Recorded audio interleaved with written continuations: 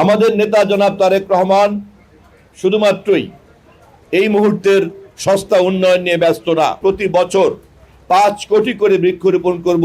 আমাদের সরকার, জনাব তারেক রহমানের সরকার ক্ষমতায় আসার পরেই, দায়িত্ব নেওয়ার পরেই আমরা যে কাজগুলিকে সবচেয়ে বেশি গুরুত্ব দিয়েছি তার মধ্যে একটি অন্যতম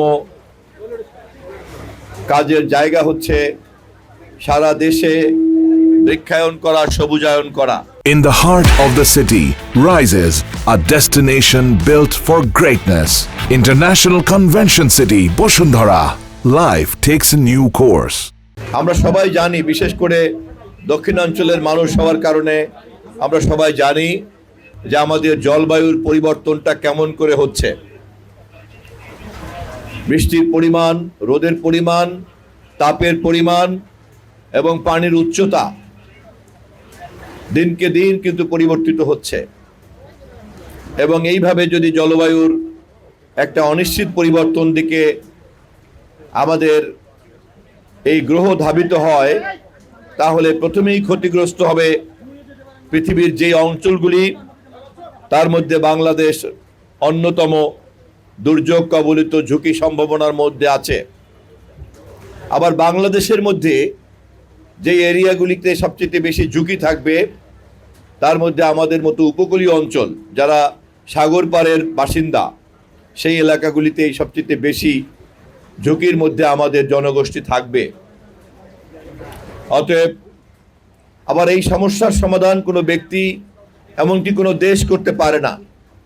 এই সমস্যার সমাধান একটা বৈশ্বিক সমাধান করতে হবে। যে কারণে প্রতি বছরই পৃথিবীর পরিবেশবাদী আন্দোলনকারীরা এবং বিভিন্ন সরকাররা বসেন এবং মানুষের হাতে সমস্যার যে কারণটি নিহিত ধরা পড়েছে তা হচ্ছে কার্বন নিঃসরণ। আমাদেরকে জ্বালানি ব্যবহারের ক্ষেত্রে আমরা যদি সতর্ক না হই, কার্বন নিঃসরণের ব্যাপারে আমরা যদি সতর্ক না হই, পরিমিত না হই, সারা পৃথিবীব্যাপী যে কার্বন নিঃসরণ হয়, এই কার্বন নিঃসরণের কারণেই আমাদের এই তাপমাত্রা আমাদের বাসযোগ্য পরিস্থিতির বাইরে চলে যাচ্ছে। মানব জাতির বাস করার জন্য গ্রহ একটা, চাইলেই পৃথিবী ছেড়ে অন্য এক গ্রহ আমরা চলে যাব। এই পরিস্থিতি এখনো পর্যন্ত বিজ্ঞান তৈরি করতে পারেনি। অতএব এই গ্রহকে আমাদের বাসযোগ্য করে রাখতেই হবে। এবং তা যেহেতু কেউ একা একা পারে না, কোনো দেশ একা পারে না, সে কারণে সারা পৃথিবীকেই সম্মিলিতভাবে এই কাজ করতে হবে। এবারের আন্তর্জাতিক আয়োজন কিছুদিনের মধ্যে ইস্তাম্বুলে অনুষ্ঠিত হতে যাচ্ছে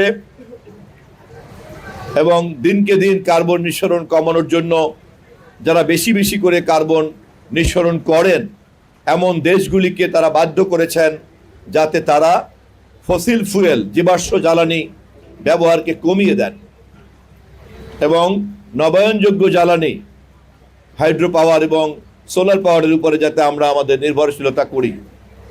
কারণ জীবাশ্ম জ্বালানি ব্যবহার করলেই কার্বন নিঃসরণের পরিমাণ বাড়ে এবং আমাদের তাপমাত্রা ব্যতিক্রম তৈরি হয় এবং আমাদের জলবায়ুর বাসযোগ্য চরিত্র নষ্ট হয়ে যায়।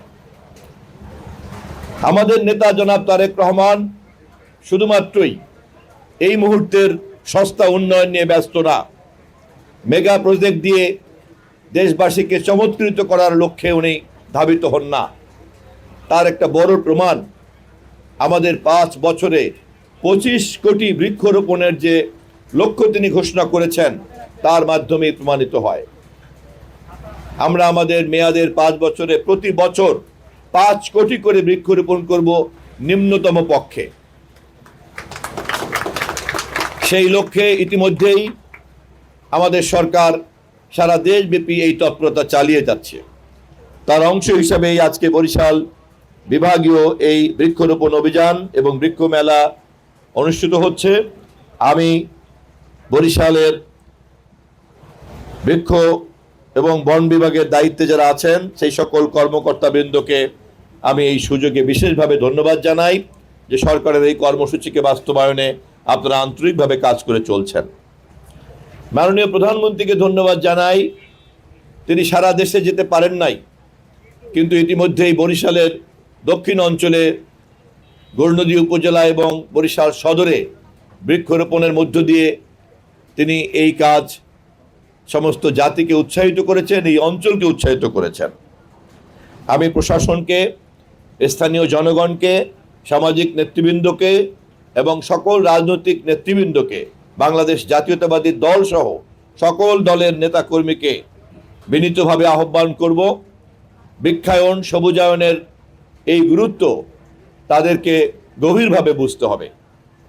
কেবলমাত্র দেশপ্রেম দিয়ে এটা বোঝা যাবে না, এটার জন্য আমাদের একটা এই গ্রহের অস্তিত্বের বিষয়টিও বুঝতে হবে। আমাদের নেতা যেহেতু বোঝেন, আমাদের সকলের তাই বুঝতে হবে।